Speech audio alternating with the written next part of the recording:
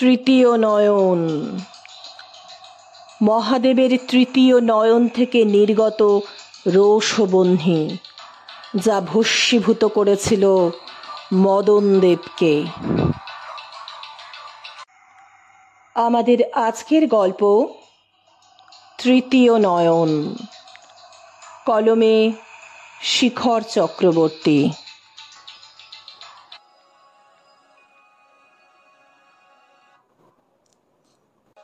গল্পের শুরুতেই আন্তরিক ধন্যবাদ জানাই লেখক শিখর চক্রবর্তীকে, যিনি তার নেমেসিস গল্পে তার মূল্যবান মতামত জানিয়ে চ্যানেলকে সমৃদ্ধ করেছেন।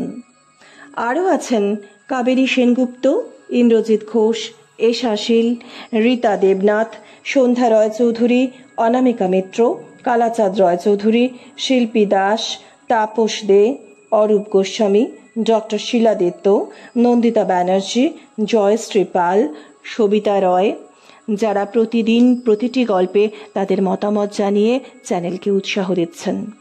ধন্যবাদ জানাই সকল শ্রোতা বন্ধুকে, যাদের ভালোবাসার কারণে চ্যানেলের কাজ এগিয়ে চলেছে।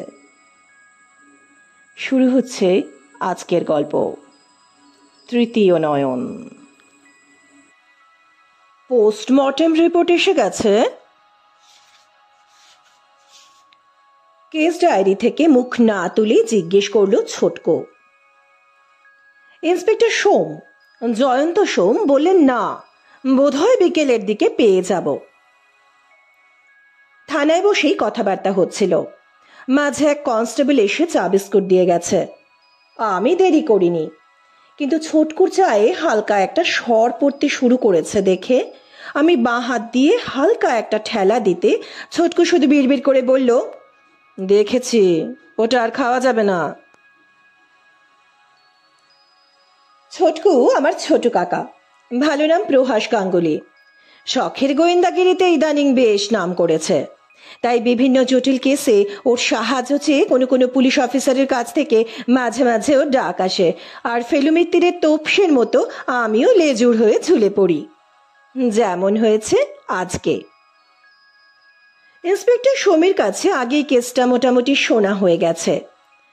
আজকের খবরের কাগজের লেখাটাও এক ফাঁকে পড়ে নিয়েছি। নীলাঞ্জনা সান্যাল, উঠতি মডেল ও অভিনেত্রীর রহস্য মৃত্যু। গতকাল সন্ধ্যায় নিজের প্রাসাদোপম নিবাসে অর্ধদগ্ধ অবস্থায় তার মৃতদেহ আবিষ্কার করেন তার স্বামী উদিত সান্যাল অফিস থেকে ফিরে। প্রাথমিকভাবে দুর্ঘটনা বা আত্মহত্যার সম্ভাবনা আছে বলে মনে হলেও ঘটনার তদন্তকারী অফিসার খুনের সম্ভাবনাও উড়িয়ে দিচ্ছেন না, কিন্তু এখনই এই বিষয়ে কোনো বাড়তি মন্তব্য করতে তিনি নারাজ। আচ্ছা, আপনার এটা খুনের ঘটনা হতে পারে মনে করার কারণ কি? পুলিশের গাড়িতে অকুস্থলের উদ্দেশ্যে যেতে যেতে প্রশ্নটা করলো ছোটকু ড্রাইভার সিটে বসা সোমের উদ্দেশ্যে। সোম বললেন, তার কারণ মোটিভের ঘনঘটা আর অকুস্থলে কুশীলবদের আনাগোনা। চলুন ওখানে আগে সবটা দেখে নিন, তারপর ডিটেলটা নেব।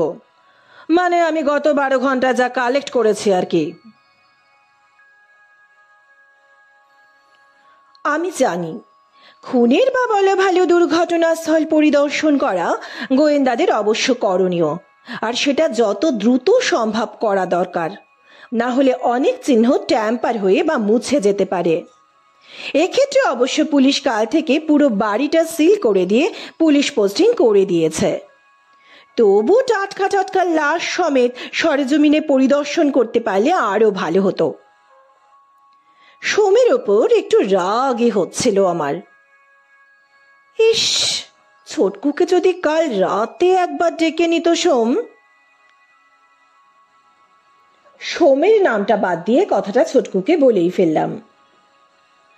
ছোটকু যদি কাল রাতে একবার দুর্ঘটনাস্থলে যেতে পারতে, টাটকা টাটকা লাশ সমেত সরেজমিনে পরিদর্শন করতে পারতে, তাহলে সব সূত্রগুলোই প্রায় পেয়ে যেতে। আজ তো অনেক সূত্র মুছে যাবার সম্ভাবনা থাকবে। ছোটকু একটু মুচকি হেসে বলল, না রে, অনেক বাসি সূত্রই বেঁচে থাকে পথ দেখানোর জন্য, শুধু দেখার চোখ আর বোঝার দৌড় থাকতে হয়। আমি বললুম, কিরকম? ট্রাফিক জ্যামে গাড়িটা দাঁড়িয়েছে। ছোটকু জানালা দিয়ে বাইরের দিকে তাকিয়ে বলল, যেমন ধর তুই কাল সারা রাত প্রায় এসি চালিয়ে ঘুমিয়েছিস, হয় অফ করতে ভুলে গেছিস অথবা আলসেমি করে রিমোটটাও খুঁজিসনি। আর কনস্টেবল দয়ারামের বউয়ের শরীরটা বেশ কদিন খারাপ যাচ্ছে। আমি আর সোম দুজনেই গোল গোল চোখ করে তাকালাম ছোটকুর দিকে। সোম মাথাটা 90 ডিগ্রি ঘুরিয়ে একই সঙ্গে ছোটকু আর সিগন্যাল দুটোতেই চোখ রাখল। ছোটকু বলে চলল, আরে তুই যখন সকালবেলা আমার ঘরে এলি তখন তোর আংটির খোঁচা ওঠা সোনার ক্লাম্পটার গায়ে সবুজ রঙের তুষের সুতো লেগে আছে, যে চাদরটা তোর বিছানাতেই থাকে সেটার। আর এই গরমেও যখন সেটা তোর গায়ে উঠেছে তখন।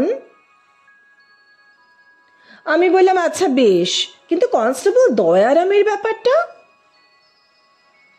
ছোটকু বলল, ও যখন চায়ের কাপটা টেবিলে রাখলো তখন চোখে পড়ল ওর ডান হাতের বুড়ো আঙুলে সরু সরু হালকা কাটা দাগ, অনেকগুলো, নতুন পুরনো মিশিয়ে। এ ধরনের দাগ সাধারণত বঁটিতে সবজি কাটলে হয়, তার মানে দয়ারামকে এখন হেসেল সামলাতে হচ্ছে। সোম সামনে থেকে একবার বুড়ো আঙুল তুলে বলল, ব্রাভো। তারপর গাড়ি স্টার্ট করে বলল, একদম ঠিক, 2 দিন আগে একটা সিএল নিয়েছে, বলছিল আর একটা নেবে, বউকে ডাক্তার দেখাতে নিয়ে যাবে। আচ্ছা, আমার সম্পর্কে কোনো অবজারভেশন?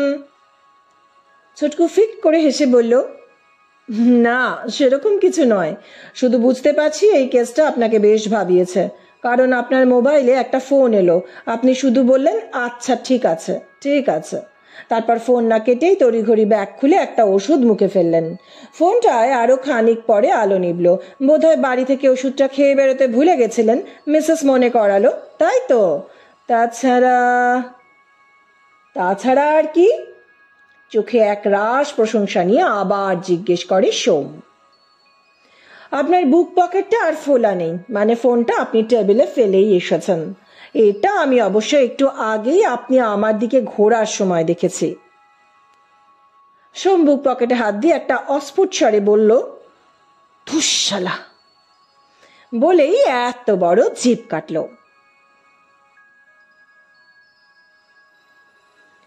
নীলিমা মঞ্জিল প্রাসাদ না হলেও বেশ বড় সড়ো একটা 3তলা বাড়ি। বাইরে বিশাল লোহার গেট লাগানো ফটক। দারোয়ান এসে গেট খুলে পেন নাম ঠুকলো। আমাদের গাড়ি লাল সুরকির ড্রাইভওয়ে ধরে কুড়মুড় শব্দ করতে করতে পোর্টিকোর নিচে গিয়ে দাঁড়ালো। দুপাশে ড্রাইভওয়ের মাঝখানে গোলাকৃতি লন, তাতে বেশ কিছু ফুল গাছ আর একটা পরীর মরমর মূর্তি। পরীর মলিন গা আর ফুল গাছের জমিতে আগাছার ঝাড় দেখে বোঝা যায় বৈভব থাকলেও যত্নের অভাব আছে। একতলায় হলঘরের মাঝে সেন্টার টেবিল, মেঝেতে পুরু গালিচা, তার বেশ কিছু অংশ পুড়ে কালো হয়ে গেছে, তার উপর চক দিয়ে একটা শুয়ে থাকা মানুষের অবয়ব আঁকা। বুঝলাম এটাই দুর্ঘটনাস্থল। সেন্টার টেবিলের উপর একটা স্কচের বোতল, পুরো খালি, পাশে দুটো ওয়াইন গ্লাস, তাতে এখনো কিছুটা তরল তলানি। ইন্সপেক্টর সোম বলল, বুঝতেই পারছেন ঘটনার সময় বা আগে ঘরে লোক ছিল, দুজনেই ড্রিঙ্ক করে। কে ছিল সেটা অবশ্য জানা গেছে রুক্মিণীর, মানে এবাড়ির মেড সার্ভেন্টের কথায়। বলতে বলতে সে সশরীরে এসে হাজির, সঙ্গে বছর 40-এর এক সুশ্রী পুরুষ। সোম পরিচয় করিয়ে দিলেন, ইনি উদিত সান্যাল, মৃতা নীলাঞ্জনা দেবীর স্বামী। ভদ্রলোককে দেখে মনে হলো স্ত্রীর মৃত্যুতে তিনি যতটা আঘাত পেয়েছেন তার চেয়ে বেশি ভয় পেয়েছেন। ফর্সা মুখমণ্ডলে একদিনের না কাটা গোঁফদাড়ির হালকা সাদা কালো আভাস, চোখের তলায় কালো ছাপ গতরাতে তার অনিদ্রা ও উৎকণ্ঠার পরিচয় দিচ্ছে। চোখের চাহনি শঙ্কিত অথচ সতর্ক। পরিচয় পর্ব সারা হলো। রুক্মিণীকে বললেন, ওনাদের জন্য কফি নিয়ে এসো। তারপর আমাদের দিকে ফিরে বললেন, আপনারা বসুন। সোম বললেন, এখনই এখানে বসা যাবে না, তদন্ত শেষ না হওয়া পর্যন্ত।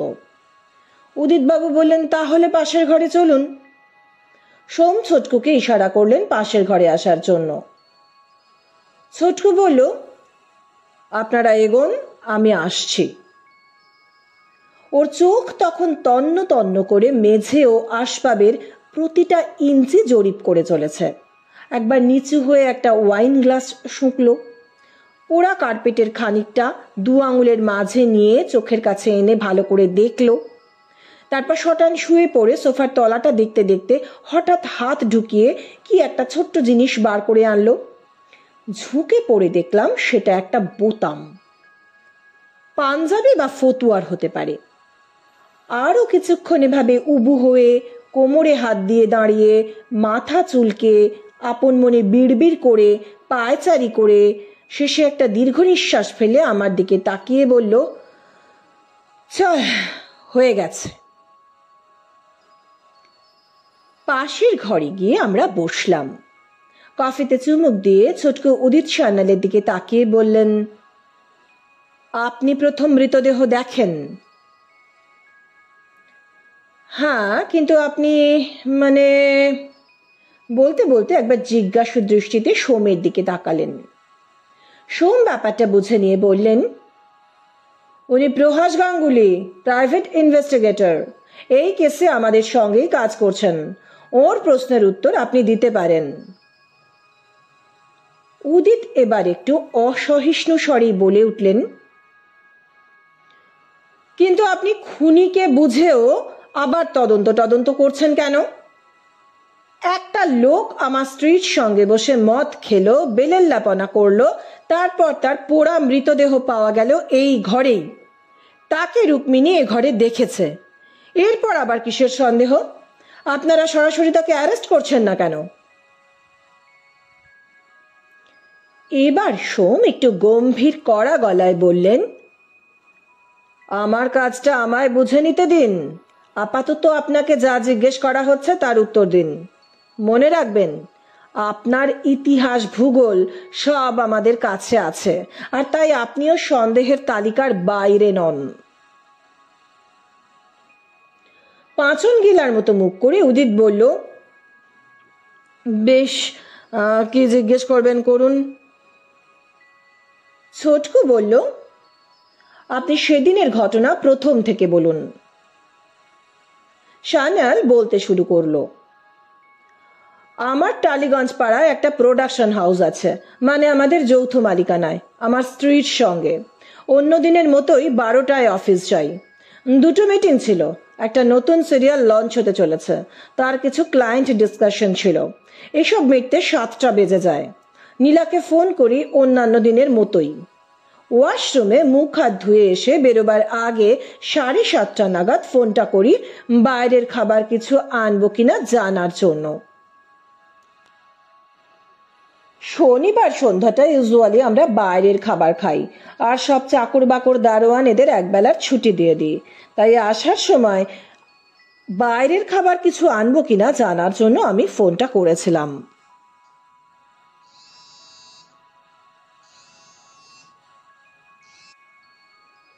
হ্যালো, পরে আসবো। ফোনটা রিসিভ হতেই নীলা হ্যালো বলার সঙ্গে সঙ্গে আর একটা পুরুষ কণ্ঠ শুনতে পেলাম। সে বলছে, পরে আসবো। রাগে আমার মাথা দাপ করে যেন আগুন জ্বলে উঠল। বুঝলাম নির্জনতার সুযোগে স্কাউন্ড্রেলটা আবার এসেছে। ফোনটা কেটে দিয়ে বেশ খানিকক্ষণ গুম হয়ে বসে রইলাম। ছোটকু বাধা দিয়ে জিজ্ঞেস করলো, আর ফোন করার চেষ্টা করেননি বা নীলা দেবী রিং ব্যাক করেননি? উদিত বললেন, না, আমার আর সে প্রবৃত্তি ছিল না। আর তার তো... বলে একটু মুখ বিকৃতি করলেন। কিছুক্ষণ চুপ থেকে আবার শুরু করলেন। তারপর সিকিউরিটি এসে দাঁড়ালো দরজায়। উঠতে যাচ্ছি, সে বলল, বৃষ্টি নেমেছে, একটু ওয়েট করে যান। বাড়ি ফেরার ইচ্ছেটাই চলে গেছিল। চেয়ারে একটু ঘুমিয়েই পড়েছিলাম। 9টায় অফিস থেকে বেরোই। বাড়ি ঢুকে দেখি দরজা অল্প ফাঁক। তখনও দরজা দিয়ে একটু ধোঁয়া বেরোচ্ছে। ঘর ধোঁয়ায় আচ্ছন্ন। জানলা খুলে ফ্যান চালিয়ে ধোঁয়ার উৎস দেখতে গিয়ে দেখি কার্পেটে উপুড় হয়ে পড়ে নীলা। পুড়ে হাত পা কালো হয়ে গেছে। অসহ্য চামড়া পোড়া গন্ধ ঘরময়। সোজা করতে গিয়ে গায়ের চামড়া হাতে উঠে এলো। তখনই অ্যাম্বুলেন্স আর থানায় ফোন করি। ফায়ার ব্রিগেডের দরকার নেই, বুঝেছিলাম, কারণ আগুন ততক্ষণে নিভে গেছে। আপনি এলেন তখন কি বৃষ্টি হচ্ছিল? না, থেমে গেছিল। কাউকে ধারে কাছে দেখেছিলেন? না, কাউকে দেখিনি। রুক্মিণী 7টার মধ্যে বাড়ি চলে যায়, রেল কলোনিতে ওর বাড়ি। আর খ্যাপা ঠাকুরও পুজো সেরে 7:30টার মধ্যে চলে যান। তখন মন্দিরও বন্ধই ছিল। খ্যাপা ঠাকুরকে? পূজারী ব্রাহ্মণ, আমার শিব মন্দিরে নিত্য সন্ধ্যা পূজার পুরোহিত। ভালো নাম পিনাকি ভট্টাচার্য। দেখুন, এখনো অবধি এটাকে খুন বলার মতো যথেষ্ট সময় পাইনি, কিন্তু প্রথম থেকেই আপনি এটাকে খুন বলেই ধরে নিয়ে নীলা দেবীর বয়ফ্রেন্ড, মানে কি নাম যেন ওনার? শৈবাল চৌধুরী। হ্যাঁ, ওনাকেই আপনি খুনি বলে সাব্যস্ত করছেন। যদিও জানা গেছে ঘটনার আগে তিনি উপস্থিত ছিলেন বা উপস্থিত থাকতেও পারেন, কিন্তু নীলা দেবীর সঙ্গে তার যদি প্রেমের সম্পর্কই থাকে তাহলে তিনি খুন করতে যাবেন কেন? একটু চুপ থেকে উদিত বললেন, আমি জানি ও নীলাকে শুষছিল। নিজে রেস খেলে সর্বশান্ত হয়ে নীলার থেকে বেশ কয়েক লাখ টাকা ধার করেছে। ওর টাকা শোধ করার ক্ষমতা নেই সেটা নীলাও বেশ বুঝছিল। মনে হয় মাঝে মাঝে নীলা টাকা চেয়ে কিছু কটু কথাও শুনিয়েছে। অন্তত ফোনে একাধবার ওদের কথা শুনে তাই মনে হয়েছে আমার। এখন মদ্যপ অবস্থায় এই তাগাদায় মেজাজ হারিয়ে এমন কিছু করতেই পারে। না, সেটা মনে হয় না। একজনকে গায়ে আগুন দেওয়া হলো অথচ সে ছোটাছুটি করলো না, এক জায়গায় শুয়ে শুয়ে পুড়ে মারা গেল। অন্তত ঘটনাস্থল থেকে যা মনে হচ্ছে এটা সম্ভব নয়। তাহলে কি বলতে চাইছেন, এটা খুন না অন্য কিছু? উত্তর দেওয়ার সময় এখনো আসেনি, ধন্যবাদ। একটু রুক্মিণীর সঙ্গে কথা বলতে চাই, ওকে একটু পাঠিয়ে দিন। আপনি দয়া করে অন্য ঘরে অপেক্ষা করুন। রুক্মিণী এসে বাংলা হিন্দি মিশিয়ে প্রশ্নের উত্তর দিল। রুক্মিণী, তোমার বাড়ি কোথায়? আমি বিহারের মেয়ে, এখন স্বামী সন্তান নিয়ে রেল কলোনিতে থাকি। তুমি এখানে কত বছর আছো রুক্মিণী? তা প্রায় বছর 2 হবে। তোমার মালকিন কেমন মানুষ ছিলেন? মালকিন আমায় খুব স্নেহ করেন। বড় সাহেব বেঁচে থাকতে তিনিও খুব ভালোবাসতেন। আর এখন যে সাহেব আছেন, মানে মালকিনের স্বামী, আমাকে সবাই ভালোবাসে। শুধু শৈবাল সাহেব আমাকে পছন্দ করে না, শুধু শুধু কটু কথা শোনান। ভগবান জানে কিস লিয়ে। গতকাল তুমি কতক্ষণে বাড়িতে ছিলে? কাল আমি शाम करीब 7 बजे यहाँ से निकली। बहुत बादल छाए थे, बारिश आते पारे सोचकर मैं तुरंत चली गई। बाहर से दीदीमणि को बोलकर मैं निकल गई थी। তখন ঘরে কেউ ছিল? হ্যাঁ, শৈবাল সাহেব থা। বাইরে থেকে কোনো কথা শুনতে পেয়েছিলে? রুক্মিণী চুপ করে মাথা নিচু করে দাঁড়িয়ে রইল। ছোটকু বলল, তোমার কোনো ভয় নেই, আমাকে বলতে পারো, তোমার কোনো ক্ষতি হবে না। একটু ইতস্তত করে রুক্মিণী বলল, দিদিমণি খুব চিল্লাচ্ছিল, ইংরাজিতে গাল দিচ্ছিল। রূপাইয়া ফেরত চাইছিল। আর শৈবাল বাবু? উনি চুপ করেই ছিলেন। শেষে একবার বললেন, রূপাইয়ার জন্য রিশতে বরবাদ করো না। তোমার দরকারে আমাকে ব্যবহার করেছো, তুমিও কিছু ধোয়া তুলসী পাতা নাও। তারপর আমি চলে গেলাম, মন্দিরে ভোলানাথকে গড় করে বাড়ি চলে গেলাম। পূজারি ছিলেন তখন? না। বাড়ি থেকে বেরোনোর আগে দরজার পাশে রাখা সুর একের সামনে একটু থমকালো ছোটকু।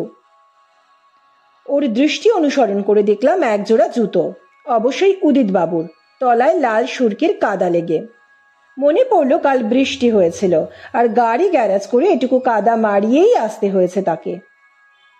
দরজা থেকে বেরিয়ে গেট পর্যন্ত আমরা তিনজন, মানে উদিত বাবু, ছোটকু আর আমি, ড্রাইভওয়ে ধরে হেঁটেই এলাম। সোম গাড়ি নিয়ে গেটের বাইরে অপেক্ষা করলেন। একটা ধপধপে সাদা ছোট্ট সুন্দর মন্দির ডান হাতে, এই শিব মন্দির।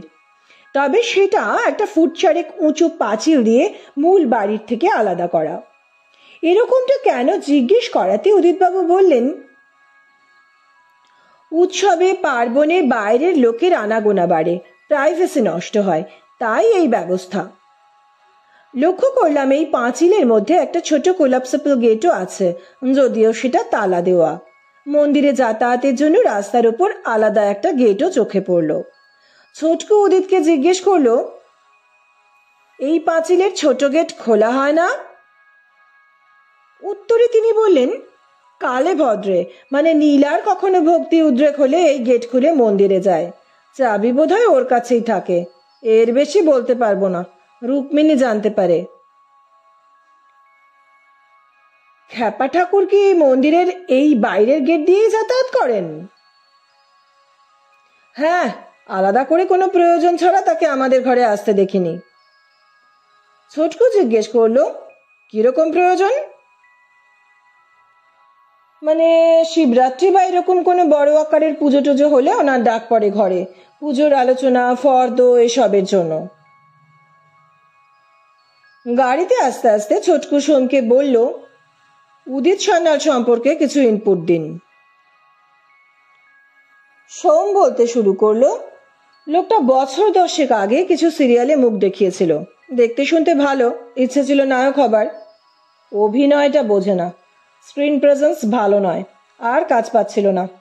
বড় লোকের মেয়ে নীলাঞ্জনা প্রেমে পড়লো না ফাঁসালো জানি না, বোধহয় হিরোইন বানানোর লোভ দেখিয়েছিল। তারপর বিয়ে করে রাজকন্যা ও অর্ধেক সম্পত্তির মালিক হয়ে বসলো। মাঝে বোধহয় একবার পুরো রাজত্ব পাওয়ার চেষ্টা করেছিল, সফল হতে হতে হয়নি। মানে? জিজ্ঞেস করলো ছোটকু। একবার ম্যাডামের গাড়ির ব্রেক ফেল করিয়ে রেখেছিল, গাড়ির দেখভাল ওর হাতেই ছিল। অ্যাক্সিডেন্ট হয় নীলাদেবীর, প্রাণে বেঁচে যান। সন্দেহ গিয়ে পড়ে উদিতের ওপর, কিন্তু পারিবারিক কেচ্ছা, তাই অভিযোগ করেননি। তারপর থেকে গাড়ি আলাদা করে নেন। আর শৈবাল চৌধুরী? প্রশ্ন করে ছোটকু। সেও তো বোধহয় ধোয়া তুলসী পাতা নয় নাকি? একেবারেই নয়, উত্তর দেয় সোম। স্কুল জীবনের সম্পর্ক, প্রথম থেকেই নীলাদেবীর বাবার টাকার দিকে চোখ ছিল, পরে সেটা বুঝে সম্পর্ক ছেঁটে ফেলেন নীলাদেবী। সে অবশ্য হাল ছাড়েনি। নীলাদেবী বোধহয় ইদানিং নতুন করে প্রশ্রয় দিতে আরম্ভ করেছিলেন, ধারের নাম করে মাঝে মাঝে বেশ কিছু টাকাও হাতিয়েছে বলে শুনেছে। এবার সোম বললেন, আচ্ছা এবারে আপনি কিছু বলুন, মানে কি বুঝলেন? ছোটকু বলল, এটা নিঃসন্দেহে খুনের ঘটনা, দুর্ঘটনা বা আত্মহত্যা নয়। সেসব হলে গোটা ঘরে ছোটাছুটি চিহ্ন থাকতো, তবে খুনটা পুড়িয়ে হয়নি, ওই একই কারণে। তবে মৃত্যুর প্রকৃত কারণ অন্য কিছু হতে পারে বা একাধিক কারণ থাকতে পারে, যেটা জানতে আমাদের পোস্টমর্টেম রিপোর্টের জন্য অপেক্ষা করতে হবে। কার্পেটে আমি কিছুটা চটচটে পদার্থ পেয়েছি, which may be blood and obviously that of the victim.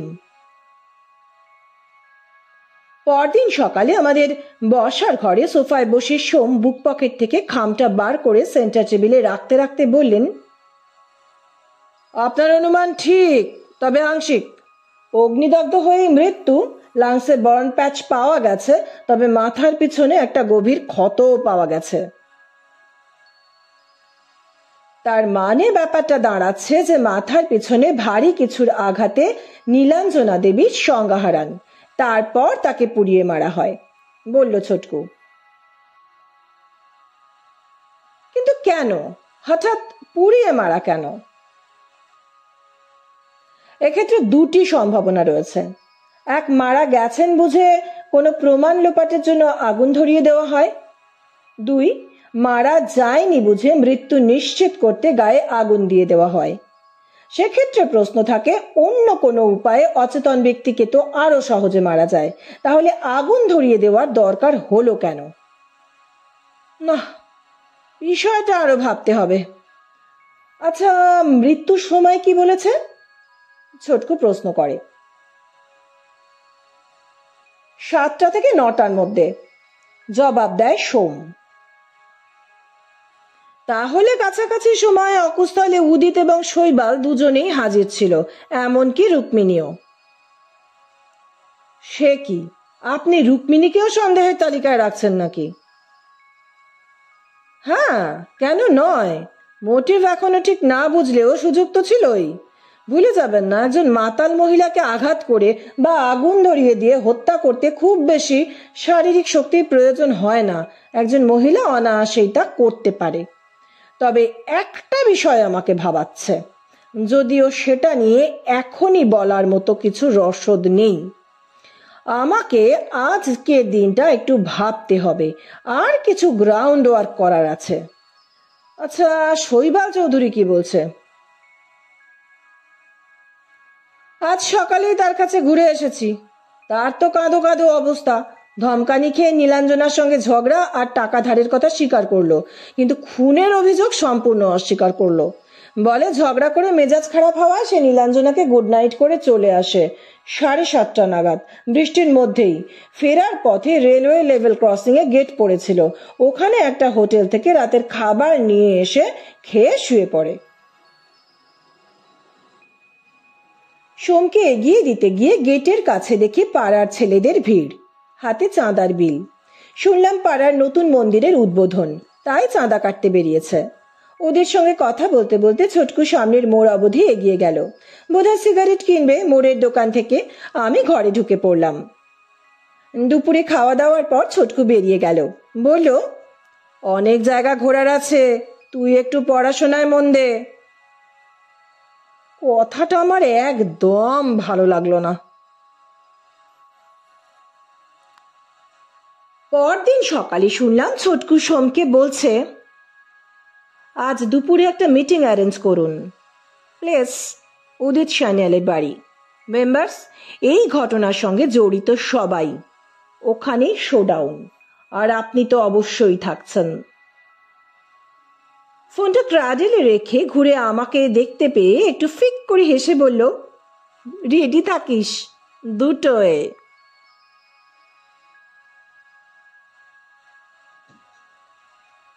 উদিত সান্যাল, শৈবাল চৌধুরী, রুক্মিণী, ছোটকু, সোম আর আমি, এই 6জন নীলিমা মঞ্জিলের বাইরের ঘরে। ছোটকু শুরু করলো, আমি নীলাঞ্জনা দেবীর স্বর্গত আত্মার শান্তি কামনা করে তার হত্যা রহস্য উদ্ঘাটনের চেষ্টা করব বলেই আপনাদের সকলকে এখানে সমবেত করেছি। রহস্য উদ্ঘাটনে একটা চ্যালেঞ্জ থাকে, যেটা আমি উপভোগ করি বলেই এই কাজ আমি করি। এই ঘটনার তদন্ত করতে গিয়ে প্রথমেই দেখা যাচ্ছে ঘটনাস্থলে দুর্ঘটনার কাছাকাছি সময়ে একাধিক ব্যক্তির উপস্থিতি। তাদের প্রত্যেকেরই যথেষ্ট মোটিভ আছে। প্রথমেই আসি শৈবাল বাবুর কথায়। স্কুল জীবনের ভালো লাগা, অতুল বৈভব সহ রাজকন্যা শেষ পর্যন্ত অধরা, নিজের জীবনে অগোছালো, হতাশায় ডুবে নেশার দাস। সেই সময় আবার পুরনো সম্পর্ক ফিরে আসা, আবার শুরু ঘনিষ্ঠতা, সঙ্গে বেশ কিছু আর্থিক সুবিধা। ধারকর্জর নাম নিয়ে একরকম অনুদান। সম্পর্ক আবার তেতো হতে শুরু হলো। নীলা দেবীর চোখ খুলতে শুরু করলো। ঘনিষ্ঠতা সাহচর্যের বিনিময়ে মোটা টাকা হাতিয়ে নেওয়া এই পরগাছাটিকে তিনি আর প্রেমাস্পদ বলে ভাবতে পারছিলেন না, বরং বিলোনো টাকার কিছু অন্তত যদি উদ্ধার করা যায় সেই চেষ্টা শুরু করেছিলেন। এখানেই ঘটতে আরম্ভ করে বিচ্যুতি। এ টাকা ফেরত দেওয়ার ক্ষমতা শৈবালবাবুর ছিল না। ঘটনার দিনও নীলাঞ্জনা দেবী টাকা ফেরত চান এবং শৈবালবাবু তার অপারগতা জানান, এমনকি নীলা দেবীর কোনো অন্ধকার অতীতের কথা ইঙ্গিতে স্মরণ করিয়ে দেন। উচ্চগ্রামে এসব কথা আমরা রুক্মিণীর কাছে শুনি, দরকার হলে সে এ কথা হলফ নিয়ে বলতে পারে। এরপর রুক্মিণী বাড়ি চলে যায়। শৈবালবাবুর কথা মতো তিনিও বৃষ্টি আসার আগেই এখান থেকে চলে যান।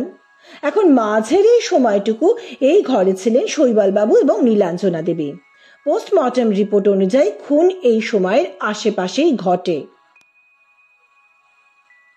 শৈবালবাবু এতক্ষণ মাথা নিচু করে ছটকুর কথা শুনছিলেন। এবার মুখ তুলে শঙ্কা ভরা চোখে বললেন, কিন্তু আমি খুন করিনি, বিশ্বাস করুন। আমি ইন্সপেক্টর সাহেবকে সব বলেছি। মানে আমি এখান থেকে বেরিয়ে বাড়ি চলে যাই, পথে একবার দাঁড়িয়ে খাবার কিনে নি। আমি বেরোনোর সময় নীলা বেশ টিপসি হয়ে সোফায় এলিয়ে পড়েছিল, এমনকি আমি যাওয়ার সময় গুড নাইট বলেও কোনো রিটার্ন পাইনি। আচ্ছা শৈবালবাবু, কলোনি বাজারের কমলা জুয়েলার্সের মালিক বিলাস সেনের সঙ্গে আপনার বেশ দীর্ঘদিনের আলাপ, তাই না?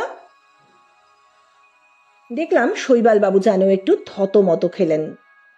আমতা আমতা করে শুধু বললেন, মানে হ্যাঁ চিনি। কেন? ছোটকু বলল, না মানে উদিতবাবুর অভিযোগ অনুসারে নীলা দেবীর ডান হাতের অনামিকায় যে হীরা বসানো সোনার আংটিটা ঘটনার পর থেকে পাওয়া যাচ্ছে না, সেটা অবশেষে পাওয়া যায় বিলাস সেনের কাছে। সেটা আপনি আচ্ছন্ন নীলা দেবীর হাত থেকে খুলে নেন আর বাড়ি ফেরার পথে তার কাছে গচ্ছিত রেখে গেছিলেন, টাকা পরে সুবিধা মতো নেবেন বলে। তাই সেদিনের ফেরার পথে এক নয়, দুবার আপনাকে দাঁড়াতে হয়েছিল। কি ঠিক বলছি তো? শৈবাল চৌধুরীর মাথা বুকের ওপর ঝুঁকে পড়েছে, একেবারে চুপ। শুধু একবার মিনমিন করে বলতে চাইলেন, কিন্তু তাও আমি। তার কথা শেষ হবার আগেই উদিত বাবুর গর্জন শোনা গেল। উত্তেজনায় উঠে দাঁড়িয়ে তিনি শৈবাল চৌধুরীর দিকে আঙুল তুলে সোমের দিকে তাকিয়ে বললেন, এসব কিছুর পরেও আর কোনো সন্দেহ থাকে? আপনারা এই স্কাউন্ড্রেল মার্ডারারটাকে এখনো অ্যারেস্ট করছেন না কেন? উত্তর দিল ছোটকু, আরে আপনি এত উত্তেজিত হচ্ছেন কেন? সে সময় এখনো আসেনি। বসে পড়ুন আর বলুন তো, আপনাদের যৌথ মালিকানায় গাড়ি যখন ছিল, কোন গ্যারেজে গাড়ির কাজ হতো? সে তো শর্মা গ্যারেজে। কেন? আচ্ছা, 2 বছর আগে হঠাৎ কপিল অটোমোবাইলে কাজ করানোর দরকার হলো কেন? উদিত একটু মাথা চুলকে বললেন, ঠিক মনে নেই, বোধহয় এদের দোকান বন্ধ ছিল বা পাইনি, এরকম কিছু একটা হবে। ছোটকু একটু হাসি মাখা মুখে বলল, অভিনয় আপনাকে সাফল্য না দিতে পারলেও চেষ্টাটা ভালোই চালিয়ে যাচ্ছেন। বেশ, আমি মনে করাচ্ছি, ভুল হলে ধরিয়ে দেবেন। পাশেই আর একটা গ্যারেজ থাকা সত্ত্বেও সম্পূর্ণ উল্টো দিকে 12 কিলোমিটার দূরের গ্যারেজে কাজ করাতে হয়েছিল, কারণ আপনি মোটা টাকা দিয়ে ব্রেকের লিভারের স্ক্রু লুজ করিয়ে রেখেছিলেন। আর তারপর 3 দিনের জন্য রাঁচি চলে যান আর ফেরেন একেবারে নীলা দেবীর অ্যাক্সিডেন্টের খবর পেয়ে। কি তাই তো? উদিত বাবুর মুখ রক্তবর্ণ। কোনো রকমে গম্ভীর শান্ত গলায় দাঁত চেপে চেপে বললেন, এসব প্রমাণ করতে পারবেন? না হলে আমি কিন্তু ডিফেমেশন অ্যান্ড ড্যামেজ স্যুট আনব। ততোধিক গম্ভীর গলায় কেটে কেটে ছোটকু বলল, প্রমাণ করা আমার কাজ নয়, ওই ওনার কাজ, বলে সোমের দিকে আঙুল দেখালো। কারণ আপনার গাড়ির ড্যাশবোর্ডে থাকা কপিল অটোমোবাইলের ক্যাশ মেমো আর ওই গ্যারেজের হাসান মিস্ত্রি উভয়েই আপাতত পুলিশের জিম্মায়।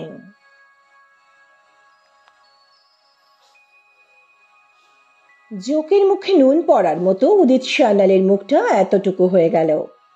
তাও নিজেকে সামলে নিয়ে আবার বলতে আরম্ভ করলেন, সেসব পুরনো কথা, আর তার জন্য আমার অনুশোচনা হয়েছিল। নীলাকে খুনের কোনো প্রশ্ন এখন আর ওঠে না। আমি সেদিন যখন বাড়ি ফিরি তখন নীলা মৃত। অনেক আগেই কেউ ওকে। ছোটকু থামিয়ে দিয়ে বলল, জানি আপনি অফিস থেকে বেরোন 9টার পর। আপনার অফিসের সিকিউরিটির বয়ান অনুসারে আপনি বাড়ি ঢোকেন 9:30 নাগাদ। মৃত্যু তার আগেই ঘটেছিল, অন্তত পোস্টমর্টম রিপোর্ট অনুযায়ী। যদিও আধ ঘন্টা এদিক ওদিক পোস্টমর্টমে ধরা পড়ে না, তাই আপনার উপর সন্দেহ দূর হয় না। উদিত অসহিষ্ণু হয়ে বলল, আপনি আন্দাজে এত বড় অভিযোগ আমার বিরুদ্ধে করতে পারেন না। ছোটকু একটু চুপ থেকে তারপর বলল, এখানে এই কেসটি একটি বিশেষত্বর দাবি রাখে। এক অর্থে এটি একটি ইউনিক কেস, অন্তত আমার অভিজ্ঞতায় তো বটেই। তদন্তের প্রথম থেকেই আমার মনে হয়েছিল এই ঘটনাস্থলে ওই সময় আরো কেউ উপস্থিত ছিল। কিন্তু কে সে? তিনি সেই ব্যক্তি যিনি বৃষ্টি ভেজা ড্রাইভওয়ের লাল সুরকির কাদামাখা জুতো দরজার পাশে খুলে রেখে ঘরে ঢোকেন, যিনি ঘটনাচক্রে তার জামার একটি বোতাম এখানে হারান এবং উদিত বাবু নীলা দেবীর সঙ্গে টেলিফোনে কথা বলার সময় তার গলা শুনেছিলেন, বলতে শুনেছিলেন, পরে আসবো। আমাদের প্রায় সবারই কৌতূহলে চোয়াল ঝুলে পড়ার অবস্থা। এই সময় সোমের হাঁকে বাইরে থেকে একজন কনস্টেবল, যার পেছনে পেছনে ঢুকলো, অর্থাৎ সাদা হাফ পাঞ্জাবি ও ধুতি পরিহিত, কপালে তিলক কাটা, বছর 40-এর সৌম্য দর্শন এক ব্যক্তি। তাকে আমি আগে কখনো দেখিনি। উদিত সান্যালের বিস্মিত স্বগতোক্তিতে শুনলাম, খ্যাপা ঠাকুর আপনি? বুঝলাম ইনি পূজারী ব্রাহ্মণ, পিনাকি ভট্টাচার্য। ভদ্রলোক শান্ত নিরুত্তাপ বদনে একটি চেয়ারে বসলেন। নিষ্পাপ কৌতূহল ভরা চোখে সবার মুখের ওপর একবার চোখ বুলিয়ে শেষে ছোটকুর স্মিত মুখমণ্ডলের ওপর দৃষ্টি নিবদ্ধ করে কোলের ওপর দুহাত জড়ো করে চেয়ারে হেলান দিলেন। ছোটকু বেশ সমীহ ভরা গলায় বলতে শুরু করল, ঠাকুরমশাই, আপনাকে বিব্রত করার জন্য দুঃখিত। আসলে কদিন আগে বাড়িতে একটা অদ্ভুত, কিছুটা অলৌকিক ঘটনা ঘটে গেছে, যা এখনো আমাদের কাছে বেশ রহস্যময়। এ বিষয়ে আলোকপাত করার জন্যই আপনাকে কষ্ট দেওয়া। আমরা সকলেই বিহ্বল হতভম্ব মুখে ছোটকুর দিকে তাকিয়ে আছি। কি হচ্ছে কিছুই মাথায় ঢুকছে না কারোরই। ছোটকু বলে চলল, গত শনিবার সন্ধ্যায় এই প্রাসাদোপম অট্টালিকার এই ঘরটিতে এই বাড়ির মালকিন নীলাঞ্জনা দেবী তার এক ইয়ার দোস্তের সাথে সান্ধ্য পানাহারে মত্ত ছিলেন। তাদের মধ্যে কোনো বিষয়ে মতান্তর হওয়ায় কিছুটা উত্তপ্ত বাক্য বিনিময়ের পর পুরুষ সঙ্গীটি স্থান ত্যাগ করেন। এর কিছু সময় পর দ্বার প্রান্তে উপস্থিত হন এক সুদর্শন দেবকান্তি পুরুষ। শুধু দেবকান্তি বললে কম বলা হবে, ঐশ্বরিক নানা গুণাবলীতে তিনি মহিমান্বিত। নিতান্ত এক জাগতিক প্রয়োজনে বাধ্য হয়েই তার আগমন। নেশাতুর মদালসা গৃহকর্ত্রী দরজা খোলার পর ঘরের ভিতরের ও গৃহকর্ত্রীর অবস্থা দেখে তিনি পরে আসার মনস্থ করেন। পরে আসবো?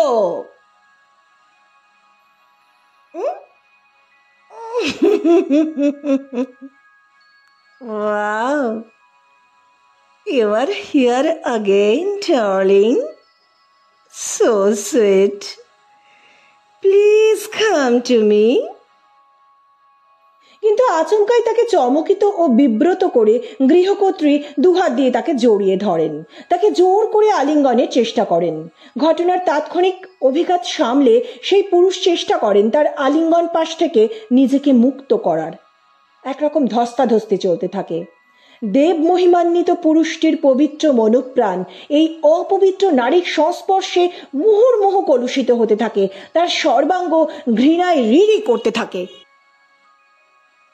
এই পর্যন্ত বলে ছোটকু একটু থামল।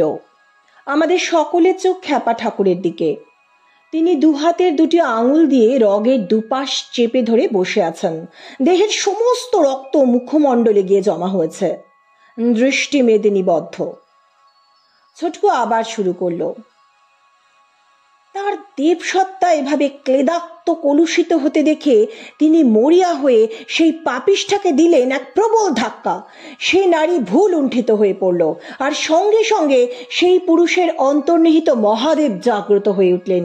তার নিমিলিত ত্রিনয়ন উন্মুক্ত হলো, আর সেখান থেকেই নির্গত হলো সেই অমোঘ রসবহ্নি যা এককালে ভস্মীভূত করেছিল মদন দেবকে। শুদ্ধাচারী তপরত মহাদেবের মনে কামনা বাসনার আগুন জ্বালাতে গিয়ে প্রাণ দিতে হয়েছিল সেই ক্রোধ বহ্নিতে। যখনই মহাদেবের এই ত্রিনয়ন উন্মিলিত হয়েছে, পুড়ে ছারখার হয়ে গেছে পাপের আগার। এখানেও সেই নীলাঞ্জনা দেবীর কলুষিত জীবনের সমাপ্তি ঘটল সেই মহাপুরুষের ক্রোধাগ্নিতে। আমরা আবার ফিরলাম ঠাকুর মশাইয়ের দিকে। তিনি একইভাবে বসে আছেন, শুধু যেন এক অমানুষিক মানসিক উত্তেজনায় থরথর করে কাঁপছে তার দুটি হাত। একবার তিনি মুখটি তুললেন, ঘোর রক্তবর্ণ চোখ দুটি যেন ফেটে পড়বে।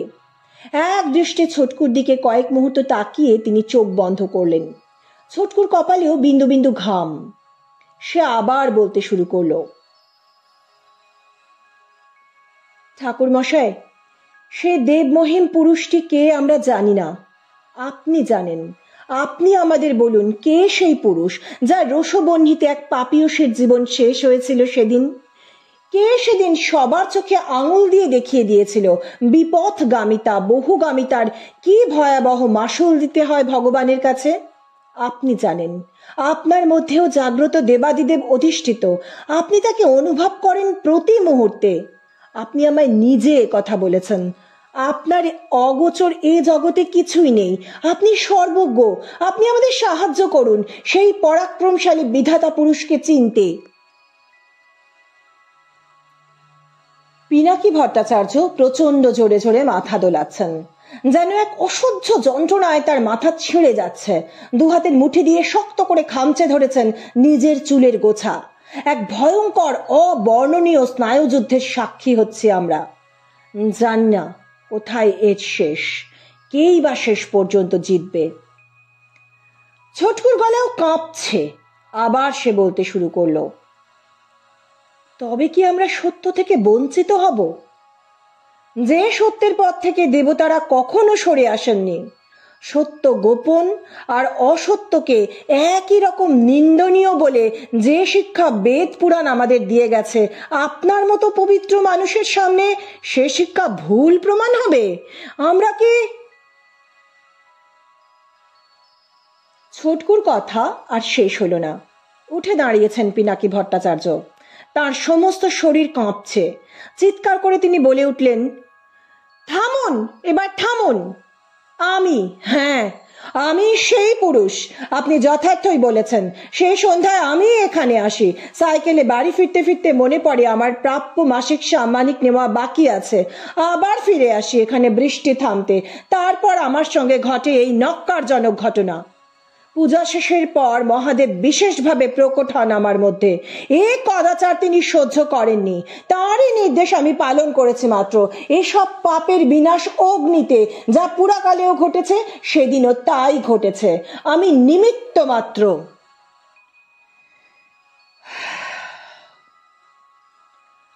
ছোটকু একটা দীর্ঘশ্বাস ছেড়ে অবশ শরীরটাকে একটা সিঙ্গেল সোফায় ছেড়ে দিয়ে রুমাল বের করে মুখের ঘাম মুছল। এ যুদ্ধে তার জয় যে তাকেও একেবারে নিংড়ে নিয়েছে তা বেশ বোঝা যাচ্ছে। ইন্সপেক্টর সোম কনস্টেবলকে নির্দেশ দিলেন, অ্যারেস্ট হিম। কনস্টেবলটি ঘরে ঢুকে ঠাকুর মশাইকে নিয়ে বেরিয়ে গেল। ছোটকু ইশারা করল যেন তাকে হাত করা না পড়ানো হয়। যাবার সময় বিড়বিড় করে ঠাকুর মশাই বলছিলেন, কর্মফল, সবই কর্মফল। ঘর জুড়ে অস্বাভাবিক একটা নিস্তব্ধতা থাকায় সেটা সবাই শুনতে পেয়েছিল, তবে সেটা কোন কর্মকে ইঙ্গিত করে সেটা ঠিক বোঝা গেল না।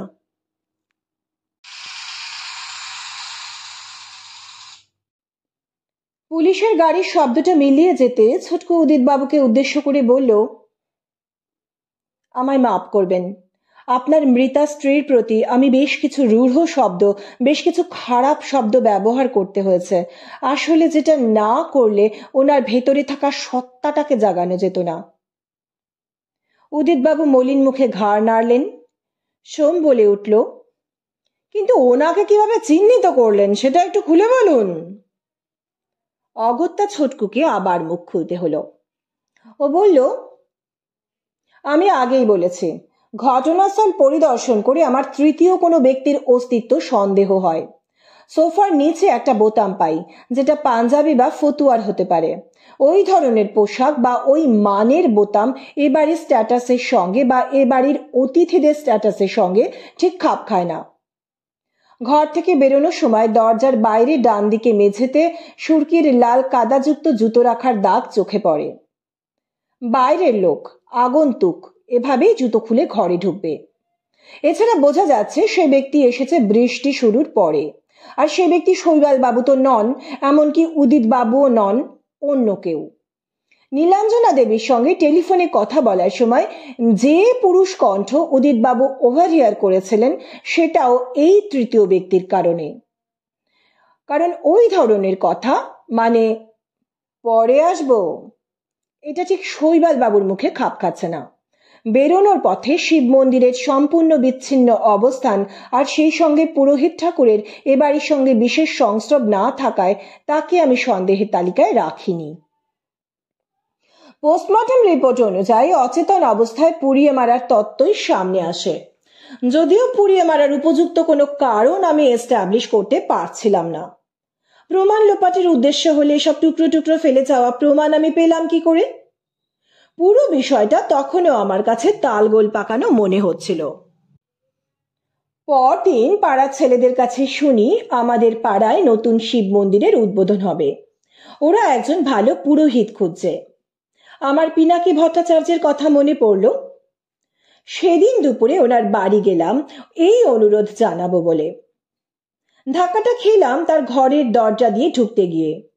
বাম পাশে জুতো রাখার জায়গা, সেখানে একজোড়া জুতো, তার তলায় তখনও শুকিয়ে লেগে রয়েছে সেই লাল সুরকির কাদা। চকিতে একটা সম্ভাবনার কথা আমার মাথায় খেলে গেল। তার মানে তিনি সেই সন্ধ্যায় বৃষ্টি শুরুর পর ওই বাড়িতে গেছিলেন।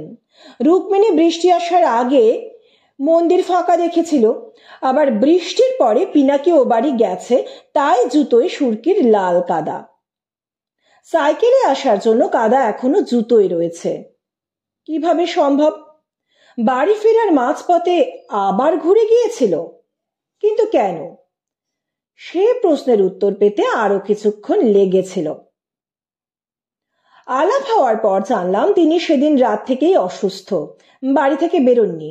এ বাড়িতে তার যাওয়ার উদ্দেশ্য কি হতে পারে ভাবতে ভাবতে হঠাৎ মনে হলো মাসোহারা নেওয়ার জন্য মাসে একবার তো তাকে যেতে হতেই পারে ওই বাড়িতে।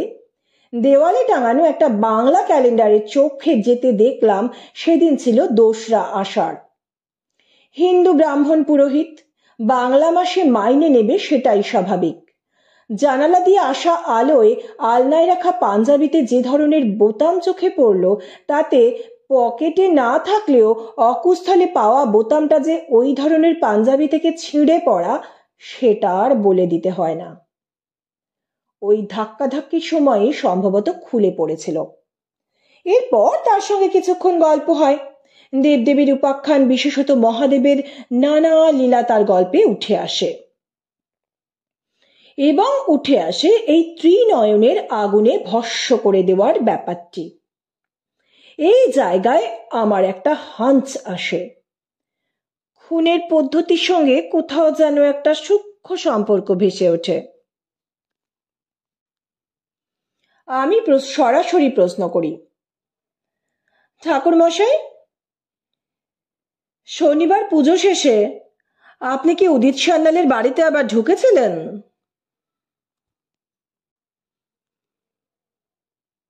পুজোর পর আমার মধ্যে দেব আবেশ ঘটে, আমার কিছু স্মরণ থাকে না।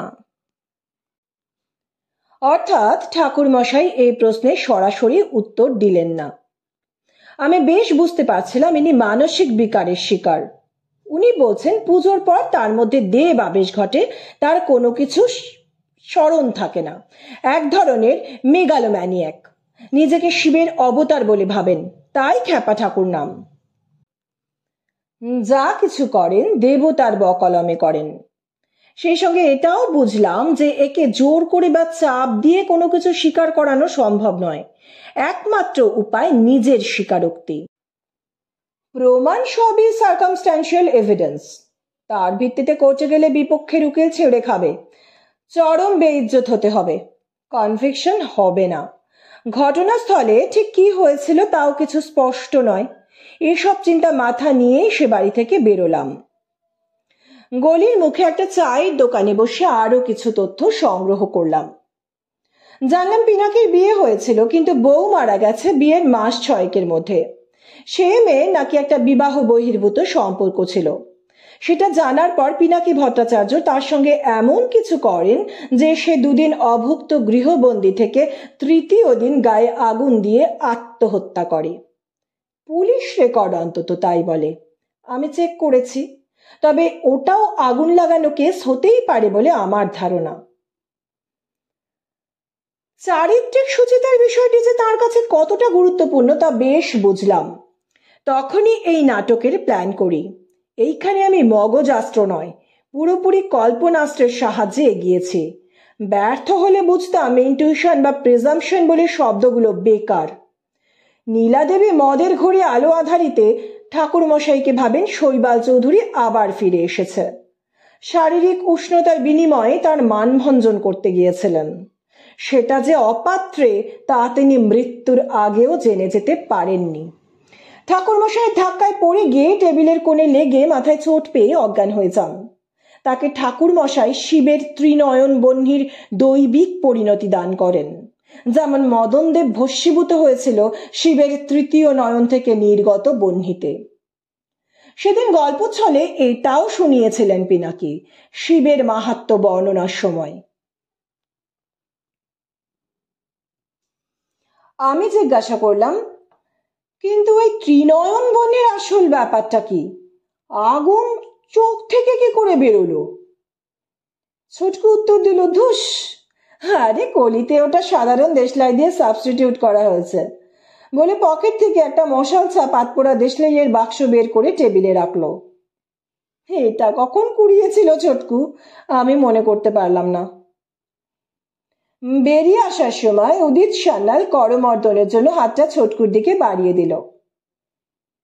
তার চোখ দুটো সত্যি ভেজা ভেজা মনে হলো।